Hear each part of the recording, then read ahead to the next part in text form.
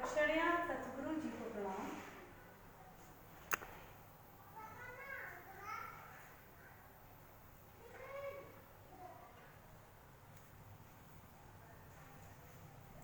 कृष्णीष्ट भगवान को प्रणाम। युगल भगवान को प्रणाम। सभी तत्वों को प्रणाम। मेरे गुरु शुक्राचार्य अश्विनी जी को प्रणाम। कुच्छल एवं हांडी को प्रणाम। लड्डू गोपाल जी को प्रणाम। सभी युगों के युगल भगवान को प्रणाम।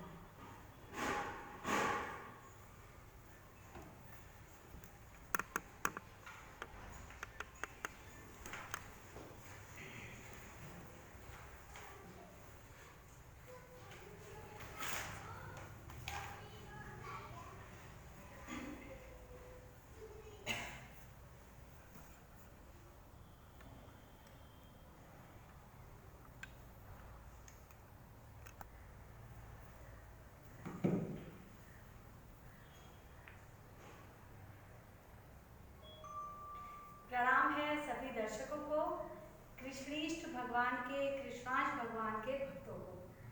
नाम सुनने में कुछ कुछ एक जैसे लगते हैं, कृष्ण से जुड़े हुए हैं या कृष्ण इन नामों के साथ जुड़े हुए हैं। कृष्णांश, कृष्ण है अंश जिसके, और कृष्णीष्ट कृष्ण के इष्ट, कृष्ण के इष्ट हुए जिनसे सलाह ली कृष्ण ने। जब भी विकट परिस्थिति आई, कोई भी डिफिकल्ट सिचुएशन आई, तो कृष्णीष्ट भगवान से सलाह लेने के लिए वे गए। और कृष्णाष्ट भगवान यानी कि कृष्ण जिनके अंश थे, महाविष्णु जब इस पृथ्वी पर आते हैं तो कहलाते हैं कृष्णाष्ट भगवान। कृष्णाष्ट कथा मैं करवा रही हूँ आप सबके लिए। मैं हूँ मणिदेव की डॉक्टर विद्या अग्रवाल, कृष्णीष्ट दरबार अम्बाला की केयरटेकर। अपने गुरु शुक्राचार्य अश्विनी जी से जो भी कुछ मैंने सीखा, जाना और इस्तेमाल किया, वो सब आप तक पहुंचाना, समाज तक पहुंचाना मेरी जिम्मेदारी है। कृष्णीष्ट दरबार अम्बाला की मैं केयरटेकर हूँ और कृष्णाष्ट भगवान की मैं आराधना करती हूँ।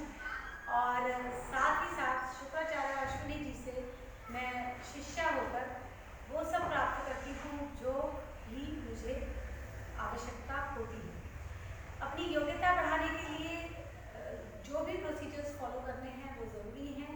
योग्यता क्यों बढ़ानी है? जिससे हम इन कंसेप्ट्स को समझ पाएँ।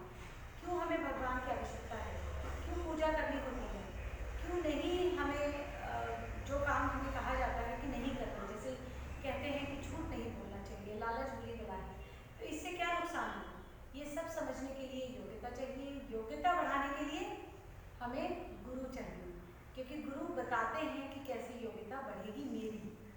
मैं किसी को देखकर फॉलो नहीं कर सकती, अपने जीवन को एक्सपेरिमेंट में हम नहीं वेस्ट कर सकते। तो आइए आज की कृष्णाष्ट कथा हम शुरू करेंगे। इन दोनों हाथों को खोल लें और मेरे साथ बोल बोल के ये प्रार्थना करें। हार्टबीट मॉड्यूलेशन टेक्नोलॉजी, हार्टबीट को एरर फ्री करना ज़रूरी कथा सुनने से पहले।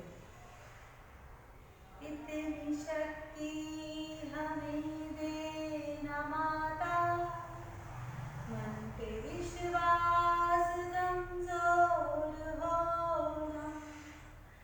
इतनी शक्ति हमें देना माता, मन पे विश्वास कमजोर होना। अनेक रास्तों में है एक रास्ता, भूल कर भी कोई भूल होना। योग्यता जो मेरी बढ़ा दे, ऐसा पथ कोई तैयार दो ना।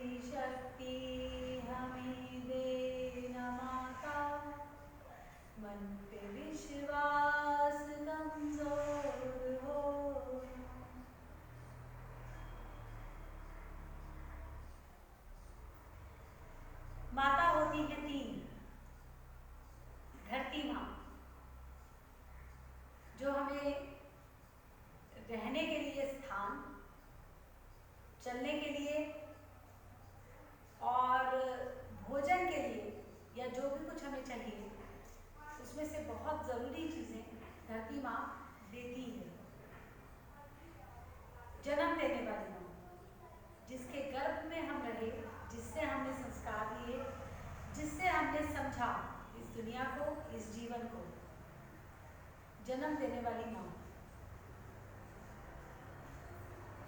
और एक होती है हमारी अगली जनरेशन की माँ। पुरुष है, पुरुष के लिए उनकी पत्नी होती है, उनकी अगली जनरेशन की माँ, उनके बच्चों की माँ, उनके बच्चों को पालने वाली माँ।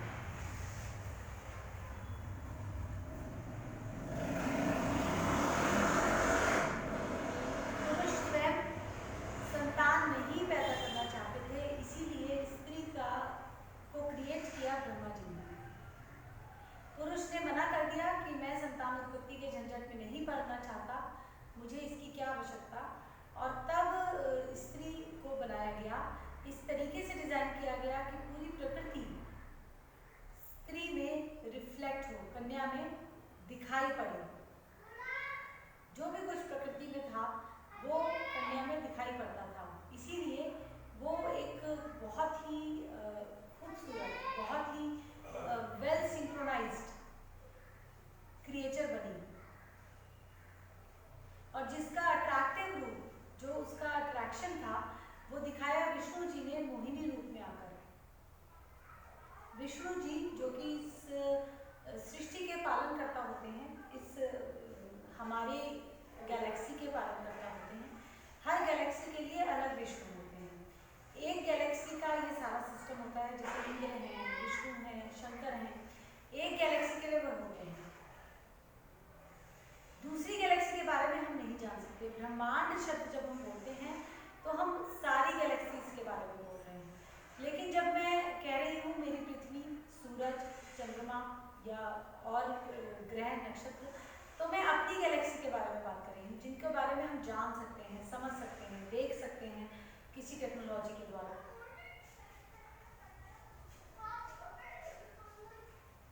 तो हमारी गैलेक्सी के एक विष्णु भगवान हैं, ऐसे ही और गैलेक्सी के भी विष्णु भगवान होंगे। विष्णु भगवान पालन करता है, नियम बताते हैं कि आपको कैसे चलना है, यानी कि आपको क्या करना है, जिससे आपको क्या प्राप्त होगा।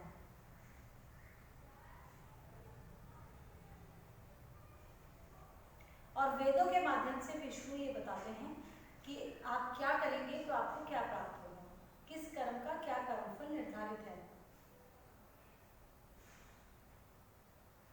फिक्स है ये प्रकृति में कर्म के कर्मफल फिक्स होते हैं। ऐसा नहीं है कि मुझे पता नहीं था इसलिए मुझे चीज मिलेगी, गलती से हो गया इसलिए मुझे माफी मिल जाएगी, या मैंने सोचा नहीं था, मैंने तो ऐसा चाहा ही नहीं था। आप गड्ढा खोद रहे हैं, आपने नहीं सोचा था कि इसमें कोई गिर सकता है, आपने नहीं चाहा था कि इसमें कोई गिरे, लेकिन उस गड्ढे में अगर कोई गिरा है तो आपको निश्चित रूप से उसका कर्मफल प्राप्त होगा, क्योंकि गड्ढा आपने खोदा था। गड्ढा खोदते समय आपको ये पता होना चाहिए कि इसमें कोई गिर गया अगर, तो मुझे उसके 10 गुना परिणाम भुगतने पड़ेंगे, कष्टदायक, क्योंकि जो गिरा है उसको कष्ट हुआ है, उसको डिस्टर्बेंस हुई है।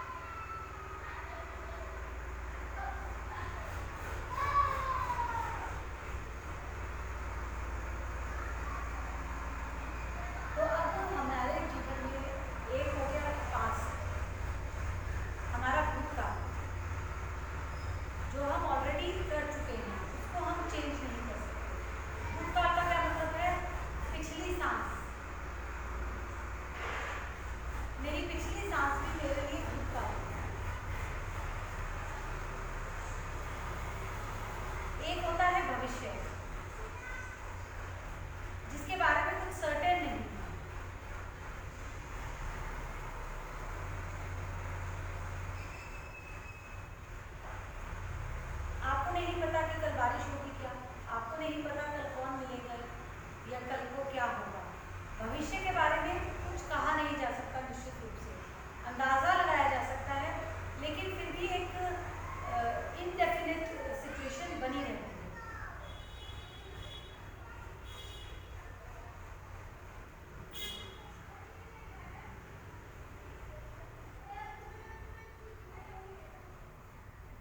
एक होता है प्रेजेंट, पास्ट राइट्स फ्यूचर।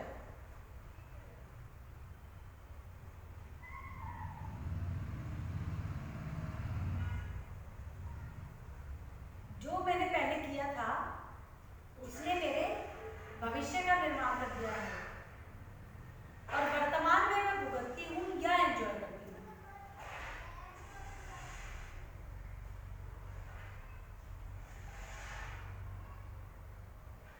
हम वर्तमान से बचने के लिए भविष्य की तरफ झांकने लगते हैं, जैसे हम ज्योतिषियों से पूछने लगते हैं या भविष्य का निर्माण करना शुरू कर देते हैं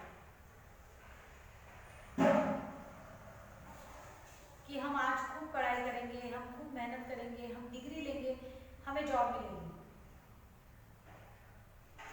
या हम ऐसे ऐसे करेंगे तो हमारी शादी हो जाएगी, या हम ऐसे ऐसे करेंगे तो पब्लिसिटी मिलेगी, पैसे मिलेंगे। हम भविष्य का निर्माण करने लगते हैं प्रेजेंट में।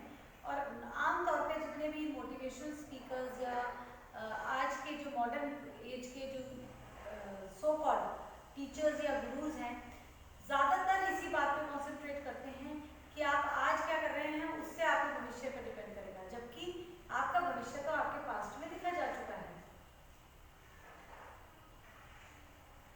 तो ये बात प्रिसाइसली बताई कृष्ण ने गीता ज्ञान में। उन्होंने कहा कि कर्म किए जा, फल की चिंता मत करो। इसका मतलब ये दो अलग अलग चीज़ें हैं, हम इनको अगर दोनों को जोड़ के देखते हैं तो हम कंफ्यूजन में आते हैं।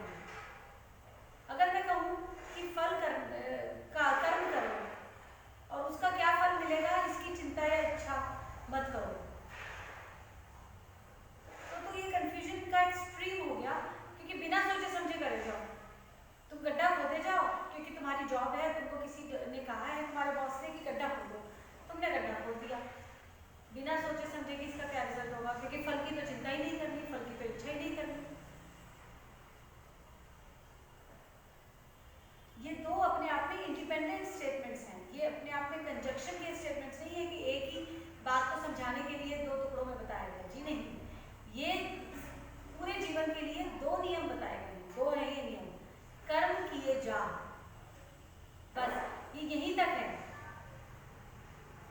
इसका मतलब तुम जो श्रम कर रहे हो, मैंने गड्ढे खोदने के लिए एनर्जी लगाई ना, फावड़ा लिया, मिट्टी खोदी, जगह चुनी, ये सब मैंने श्रम किया,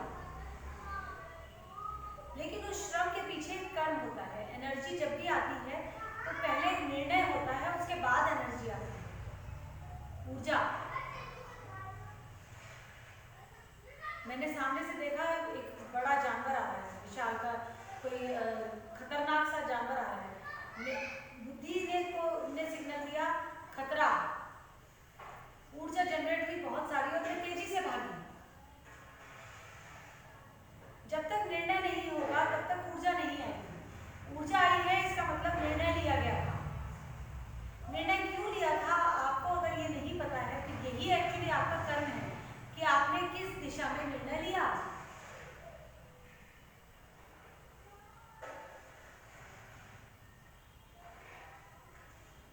और ये है कर्म। कर्म किए जा का मतलब ये था गीता ज्ञान में जो श्री कृष्ण ने बताया कि तुम अपने कर्मों पे ध्यान दो कि तुम क्या कर्म कर रहे हो, श्रम पे नहीं। मैं तो स्कूल गई थी, मैंने पढ़ाई की थी, मुझे जो टीचर ने कहा मैंने किया था, मैंने होमवर्क भी सारा किया, फिर भी मेरे नंबर कम क्यों आए? तुम्हें जो बताया गया तुमने वो श्रम किया, लेकिन उसके पीछे कर्म क्या था? तुम्हारी बुद्धि ने क्या समझा, क्या निर्णय लिया, क्यों किया, ये निर्धारित करेगा तुम्हारा कर्म। कर्म किए जा, फुल स्टॉप। नंबर 1 कर्म किए जा, बस कर्म पे ध्यान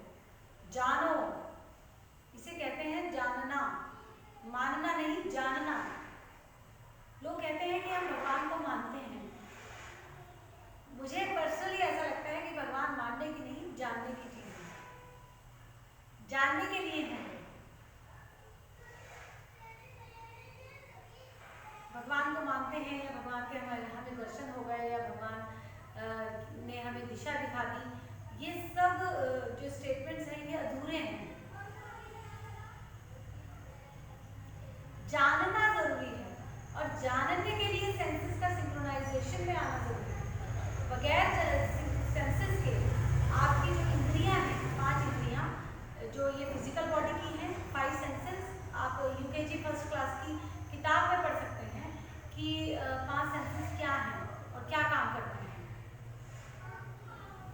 देखने की क्षमता, सुनने की क्षमता, सुनने की क्षमता।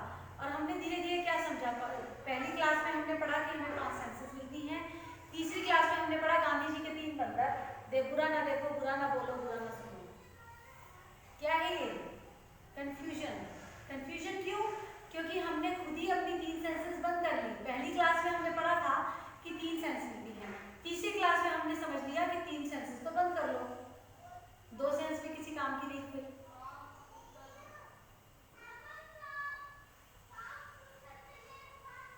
दो कौन कौन सी बची? सेंस ऑफ टच और सेंस ऑफ टेस्ट। टेस्ट तो आपने बंद कर ली, ढक लिया। और सूंघने की क्षमता। तो सिर्फ सूंघ के और टच करके आप क्या पता करेंगे? कैसे अपना जीवन जिएंगे?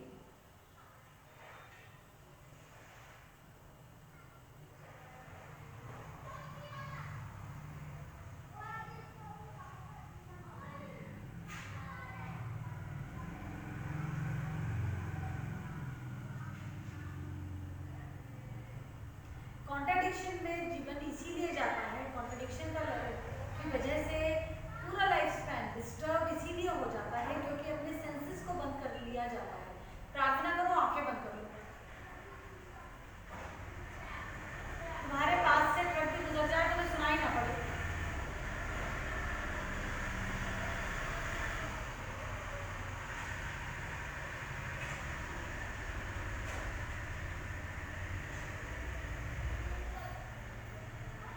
और इसी चीज़ को फिर हम बड़ी एज में जब बीमारियां आती हैं, कष्ट आते हैं, गुरु के दरबार में जाते हैं, मेडिटेशन के नाम पे सिखाने लगते हैं कि अपने सेंसेस को पूरी तरीके से सुन ही लो, ध्यान ही मत दो। मैं खुद एक ऐसे संस्था में गई जहाँ मैंने बात की तो उन्होंने मुझे यही बताया कि ध्यान न मत दो आप अपने कष्टों पे, धीरे धीरे आपको कष्ट महसूस ही नहीं होंगे, है या नहीं। तो मैं ड्रग्स का इंजेक्शन ले लूँ क्या? अपने आप को ड्रग्स में डुबोने के लिए मैं पैदा हुई थी क्या?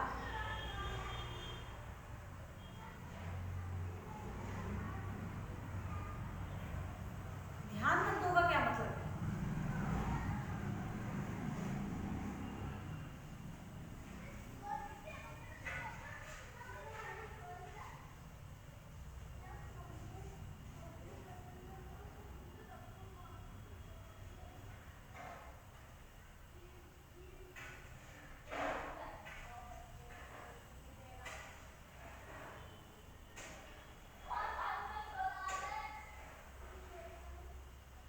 अपने सेंसेस को जगाकर ही अपने कर्म को हम समझ सकते हैं। कर्म किए जा।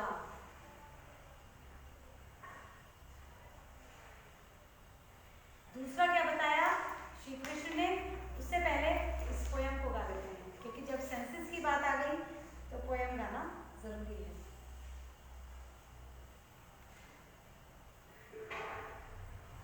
कृष्णांश भजन इस पोयम को कहा जाता है। सूर्य तो रोज चला जाता है, तन उपयोग कहाँ कर पाता है। सूर्य तो रोज चला जाता है, तन उपयोग कहाँ कर पाता है। तभी तो रहता है बीमार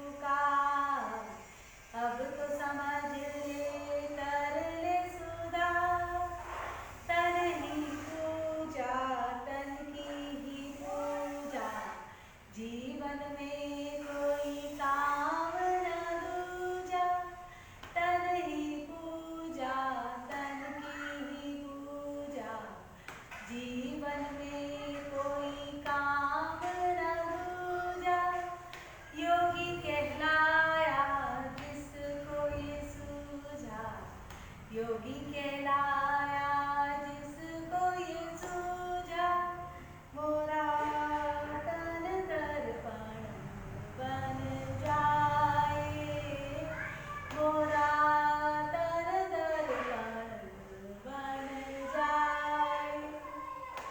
भरे भूले सारे कर्मों को ये ही तो भुगताए, सारे कष्टों को ये निपटाए, मोरा तन दर्पण बन जाए, मोरा तन दर्पण बन जाए। तन तो चाहे रहना निरोग, मन होने देता नहीं योग, तन तो चाहे रहना निरोग, मन होने देता नहीं योग। कुछ तो होगा उपाय, मोरा तन दर्पण बन जाए, मोरा तन दर्पण बन जाए।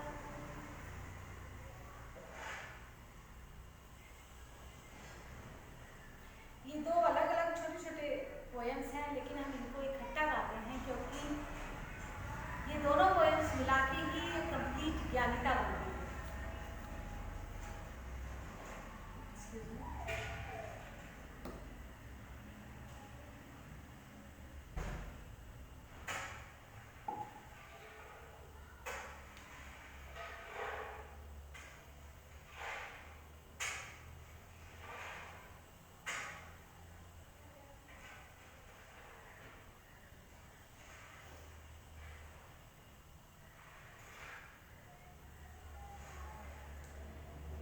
सूर्य तो रोज चला जाता है, तन उपयोग कहाँ कर पाता है। तो इन्होंने तन की बात की, ज्ञानिताओं में, भजनों में, भगवान की बात में हम तन की बात क्यों करेंगे, देह की बात क्यों करेंगे?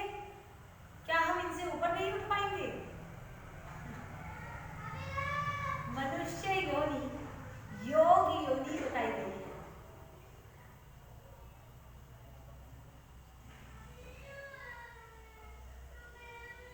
मानव योनि, मनुष्य का जन्म योग के लिए होता है, जुड़ने के लिए।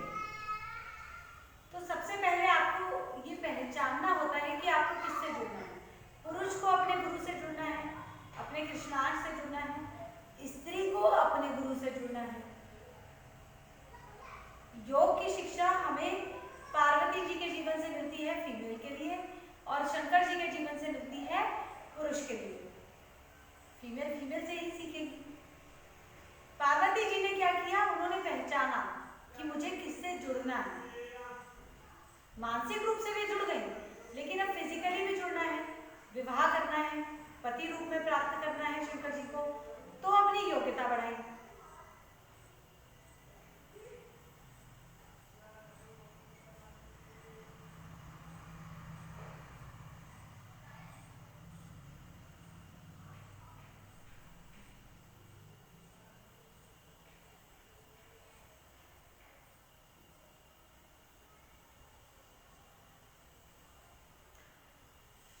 शंकर जी भी आदि योगी कहलाते हैं। क्यों? क्योंकि वे जुड़े रहते हैं कृष्णांश से। कृष्णांश कौन? महाविष्णु। जब पृथ्वी पे आते हैं तो कहलाते हैं कृष्णांश। पर शंकर जी, ब्रह्मा जी, विष्णु जी, ये किससे जुड़े रहते हैं? ये महाविष्णु से जुड़े रहते हैं।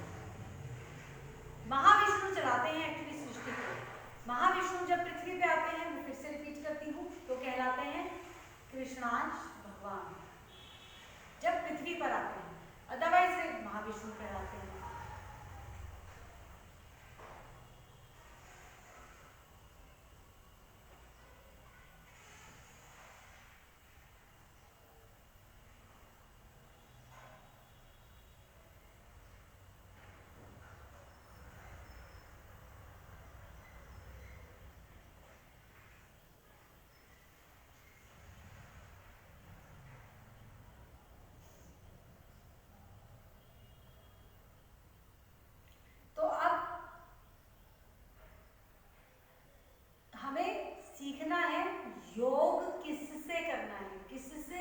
है।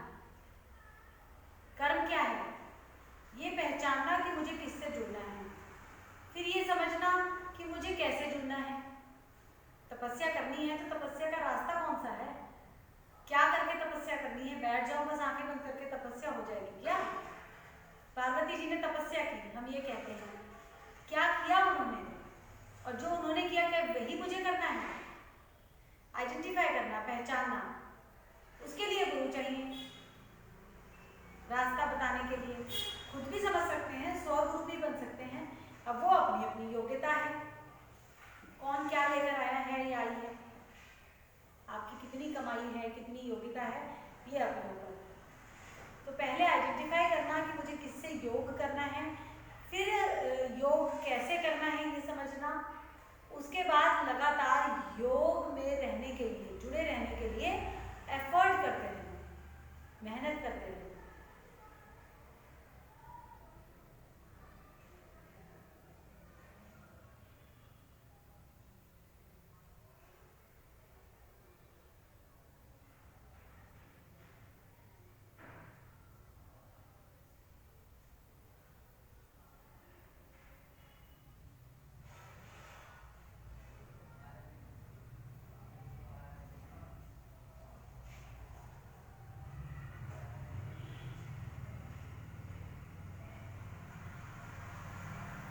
तो हमें मनुष्य योनि में कर्म करना है। कर्म किए जा, इसका मतलब पहले समझ कि तुझे करना क्या है। बुद्धि, यहाँ पे बुद्धि का काम है। जैसे कहा ना कि पूरा तन दर्पण बन जाए, तो तन क्या है? तन में कुछ तो वर्किंग ऑर्गन्स हैं, हाथ पैर और जो काम करते हैं, वर्किंग ऑर्गन्स हैं, दांत हैं, जीभ है जो बोल रही है, कुछ सेंस ऑर्गन्स हैं जिनसे मैं समझ रही हूँ इस दुनिया को, टेस्ट कर रही हूँ। जीभ दोनों काम कर रही है, बोलने का भी और टेस्ट का भी, देखने के, सुनने की। तो कुछ सेंस ऑर्गन्स हैं, कुछ वर्किंग ऑर्गन्स हैं। साथ में एक बुद्धि है डिसीजन लेने के लिए, एक मन है जिसमें विचार आते हैं। मन अलग है, बुद्धि अलग है। आप कई बार देखिएगा, आप मान लीजिए कोई मैथ्स का क्वेश्चन सॉल्व कर रहे हैं, पर आपका मन लगा हुआ है कि मूवी आ रही है टीवी में, मुझे मूवी देखनी है।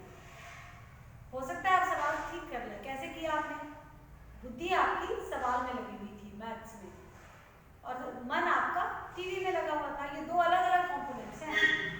मन और बुद्धि एक नहीं है, दो अलग अलग हैं। उनको जोड़ के रखना होता है, उनको योग में हमें रखना होता है। वो एफर्ट हमें करना पड़ता है, वो अलग अलग ही है।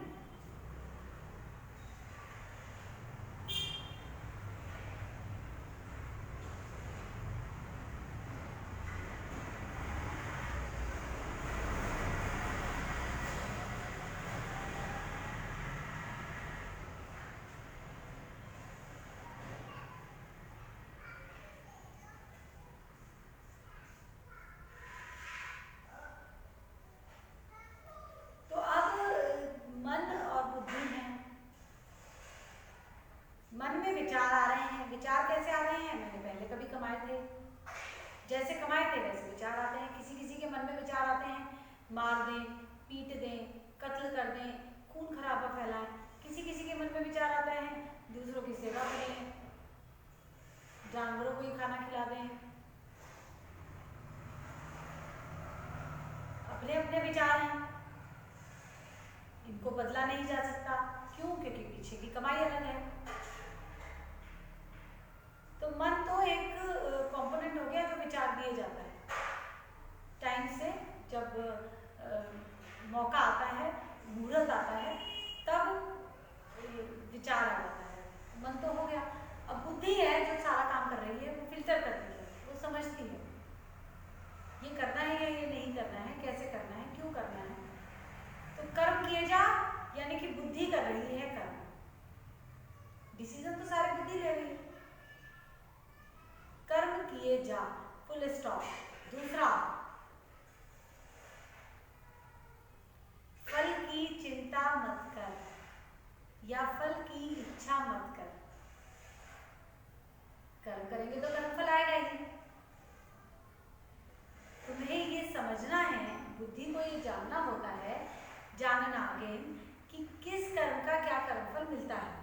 दिशा में मैं कर्म करूंगी तो मुझे क्या कर्मफल मिलेगा, ये जानना बुद्धि को होता है। फिर ये डिसाइड करना होता है कि ये करना है, फिर छोड़ देना होता है चिंता को कि मुझे क्या फल मिलेगा, क्योंकि आपने डिसीजन शुरुआत करने से पहले ले ली। आपने विवाह करने से पहले डिसीजन लिया आपको विवाह लेना है, करना है कि नहीं। योग में जाने से पहले निर्णय लिया आपने कि आपको जुड़ना है इनसे कि नहीं, गुरु के दरबार में जाना है कि नहीं, पहले आपने निर्णय लिया। अब आपने डिसाइड कर लिया कि मुझे इस गुरु के दरबार में जाना है, कर्म कर लिया। अब फल की चिंता मत कर, अब फल की इच्छा मत कर। अब ये विश्वास रख कि तूने जो कर्म किया था उसी के अकॉर्डिंग तुझे कर्मफल मिलेगा। अब तो बस करता जा श्रम, उस कर्म को याद रख जिस कर्म के साथ तुम शुरू हुए थे, अगर याद रख सकते हो।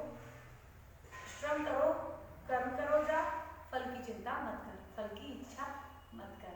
और इसी बात को कृष्णाष्टक भजन में बताया गया कि आपका तन जो भी कुछ अवेलेबल है उसको उपयोग नहीं कर पाता।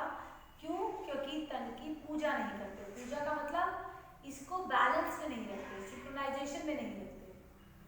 तन को नहला देने से इसकी सफाई नहीं होती। डिटॉक्सिफिकेशन, ये एक वर्ड अब हाल फिलहाल में तो एटलीस्ट सबको समझ आ ही गया है। इम्यूनिटी, क्वालिटी इम्यूनिटी, रोग प्रतिरोधक क्षमता, क्या है ये सब है तन की पूजा। तन की पूजा का मतलब सिर्फ इसे नहला धुला के सुंदर कपड़े पहनाना नहीं है। अब सबको समझ आ गया 6 महीने 10 महीने में, 1 साल में अच्छे से पूरी दुनिया में कि तन की पूजा का क्या मतलब है। तन की पूजा का मतलब है एक शील्ड डेवलप करना कि मेरे तन को कोई डिस्टर्ब ना कर पाए। सोशल डिस्टेंसिंग मेंटेन करें, दूरी बना के रखें, छुए ना कुछ, इन्फेक्टेड एनवायरनमेंट में हम जाएं ही ना, भीड़ भाड़ वाले इलाकों में हम जाएं ही ना। हम क्या कर रहे हैं? हम तन की पूजा कर रहे हैं, हम अपने तन को बचा रहे हैं बीमारियों से। तन की पूजा, तन की ही पूजा, जीवन में कोई काम न दूजा। अब इसके आगे भी एक स्टेप आता है। आप बाहर की बीमारियों से बचा रहे हैं, लेकिन कई बार अंदर ही बीमारियां डेवलप होने लगती हैं। जैसे कि आपका नेचुरोपैथी ये बताती है कि आपके अंदर अगर बहुत ज़्यादा मल इकट्ठा हो गया है या किसी भी तरीके से वेस्ट इकट्ठा हो गया जो पसीने में नहीं निकला, आपके मलमूत्र से नहीं बाहर आया, तो वो आपको बीमारियां डेवलप करने लगेगा। आपकी किडनी में इन्फेक्शन कर देगा, आपको पथरी कर देगा, आपके गॉल ब्लैडर को डिस्टर्ब कर देगा, आपके हार्ट को डिस्टर्ब करेगा। यानी कि आपकी जो अंदर की बीमारियां हैं वो आपको बीमार कर सकती हैं। बाहर से तो आपने शील्ड बना ली, प्रोटेक्ट कर लिया, कोई और ना मुझे डिस्टर्ब कर सके, लेकिन अपनी बीमारियां अंदर की जो अंदर है। तो तन की पूजा, तन की ही पूजा का मतलब ये है कि अब उन बीमारियों को भी बाहर हटाना है, फेंकना है बाहर। आर्ट ऑफ लीविंग सीखनी है, छोड़ने की कला। बीमारियां छोड़े कैसे, मैनेज कैसे करें, नहीं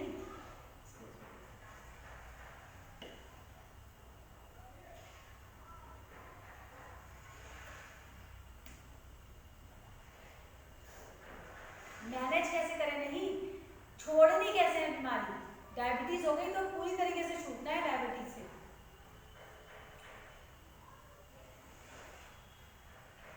और बीमारियां क्या, जो मेडिकल साइंस में डॉक्टर कह रहे हैं जी नहीं, बीमारियां उसके अलावा भी होती हैं। मानसिक बीमारियां होती हैं जो डायग्नोज में नहीं आती, शुरुआत होती है जो बीमारियों की, जड़, ईर्ष्या, जेलसी, बीमारियों की जड़ है ये।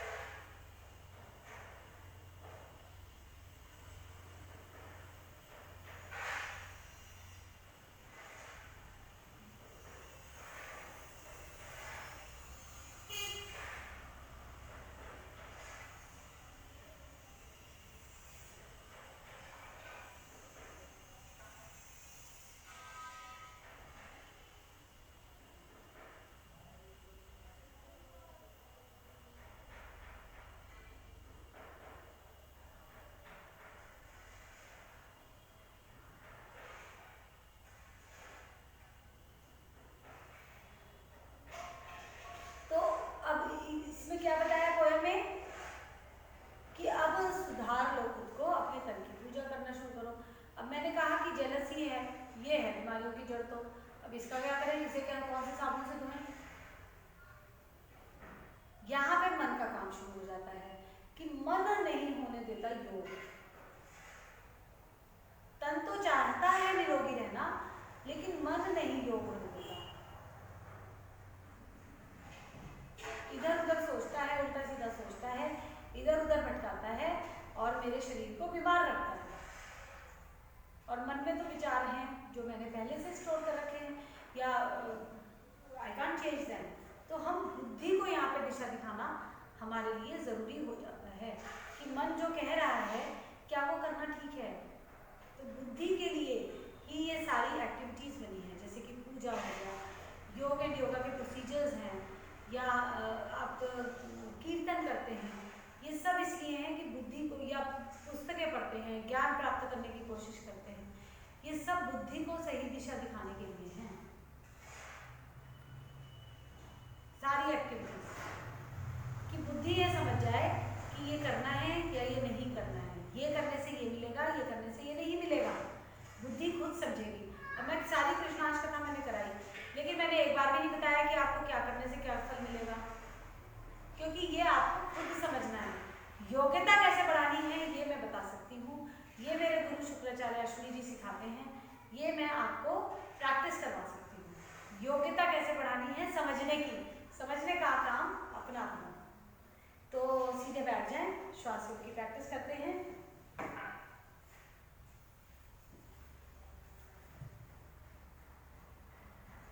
कमर को सीधा, गर्दन को सीधा, कंधे थोड़े पीछे की ओर, और शरीर पे बिल्कुल भी जोर नहीं, आराम से बैठे शांत भाव में। अपने हाथ की मुद्रा ऐसे बना लें या ऐसे बना लें, जैसे आपको अच्छा लगे, कंफर्टेबल हो।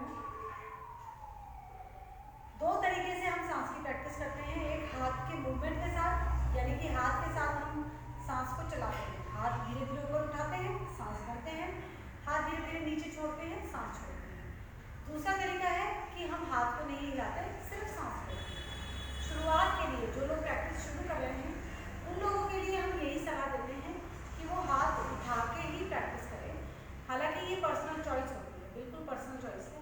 काम आपका एक है, स्लो इनहेल स्लो एक्सहेल, यानी कि धीरे धीरे सांस भरनी, धीरे धीरे सांस छोड़नी। काम आपका इतना ही है।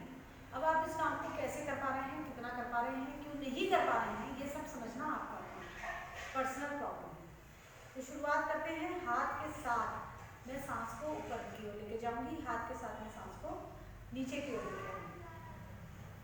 जोर बिल्कुल नहीं देना अपने शरीर पे, खींचना नहीं, और सांस भर के रोकना नहीं। सांस भर लिया रोक के बैठ गए, या सांस छोड़ दिया फिर रोक के बैठ गए, ये नहीं करना।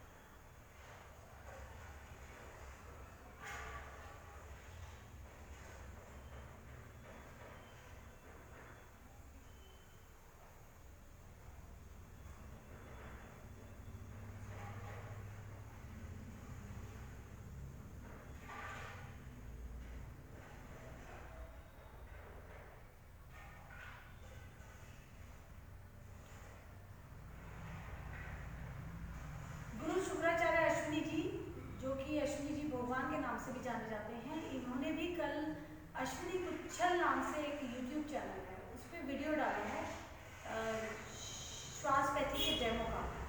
बहुत ही खूबसूरत वीडियो है, बहुत ही सुंदर तरीके से सांस ली गई है। अगर आप सांस लेना सीखना चाहते हैं तो एक बार उस वीडियो को जरूर देखिए। अश्विनी कुच्छल नाम का एक YouTube चैनल है, उस पर आपको ये वीडियो मिलेगा श्वासपैथी डेमो। क्योंकि श्वासपैथी के जो जनक हैं उनकी खुद की 15 साल की प्रैक्टिस है, और जो उनकी तपस्या है, जो उनकी खुद पे की हुई मेहनत है, वो दिखाई पड़ती है उनकी इस एक सांस में।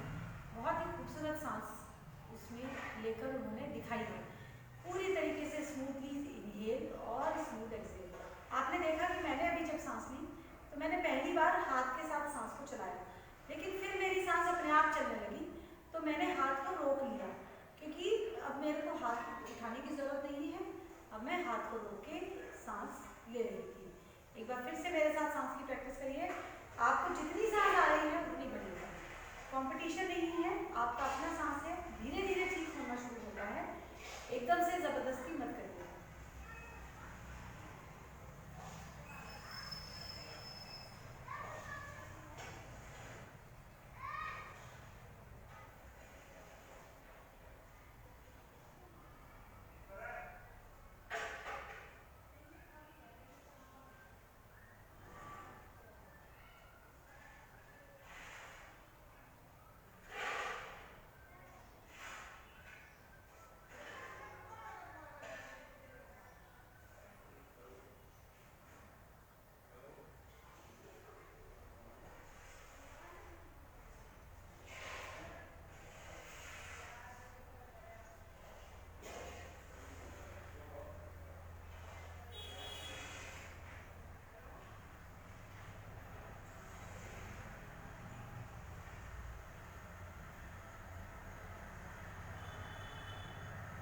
इस तरीके से आपको सांस लेनी है और छोड़नी है। अब हम कृष्णाश आरती करेंगे, आज की ये कथा यहीं पे समापन करेंगे। आज नवरात्रों का पहला दिन है, पहले नवरात्रे की आप सभी को हार्दिक शुभकामनाएं। आपके परिवार के लिए, आपके लिए ये नवरात्रे मंगलमय हो, इसलिए श्वासियों का प्रैक्टिस आज से ही शुरू कर दें और अपने परिवार को और खुद को सुरक्षित रखें वायरस अटैक से। आत्मा बोल बोल के गाइए मेरे साथ। आत्मा वो ही तो रथ है जिस पे मन होता है सवार। आत्मा वो ही तो रथ है जिस पे मन होता है सवार। तन वही तो नाव है, बुद्धि जिसकी है पतवार।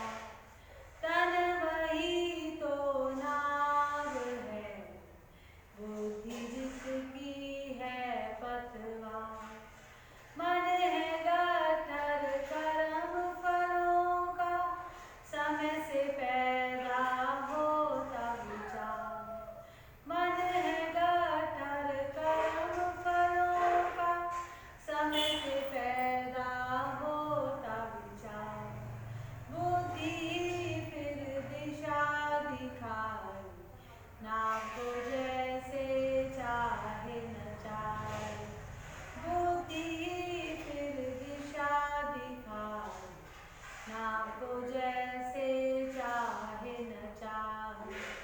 नाव भंवर में ना फंस जाए, इतना तो कर लो इस बार। नाव भंवर में ना फंस जाए, इतना तो कर लो इस बार। तुम गठर जो हो लाए, इसको तो कम कर लो इस बार। तुम गठर जो हो लाए, इसको तो कम कर लो इस बार। पैदा हुआ जब बंद थी मुट्ठी, जाऊं जब